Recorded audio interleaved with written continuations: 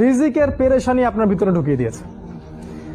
প্রতিটা যুবককে জিজ্ঞাসা করেন, দেখবেন পেরেশান যে খাবো কি আর জীবনে করবোটা কি। দেখবেন মানে ভাবখানা এমন যে ও যদি 5 ওয়াক্ত নামাজ পড়ে, কোরআন তেলাওয়াত করে, রোজা রাখে, আল্লাহর হুকুম সব মেনে চলে, হ্যাঁ খুব মুত্তাকি মানুষ, পরেজগার মানুষ, কিন্তু বেচারা একটা ছোট মুদির দোকানে কাজ করে, বেচারা একটা ধরেন সবজি বিক্রি করে বা হালাল কোনো কাপড়ের ব্যবসা করে, ওর ভাবখানা এমন জীবনটাই নষ্ট হয়ে গেল। আমার জীবনে কিছুই করতে পারলাম না, কি করলাম জীবনে, নিজের পায়ে দাঁড়াতেই পারলাম না।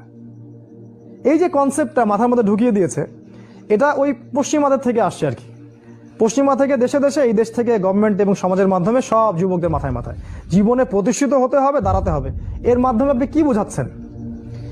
ওই ছেলেটা তো আল্লাহর কাছে অনেক বেশি পছন্দের, যে আল্লাহ পাকের সব হুকুম আহকাম মেনে চলে এবং হালাল খায়, মাশাআল্লাহ। আল্লাহ পাক তাকে সত্যবাদী নবীদের মর্যাদা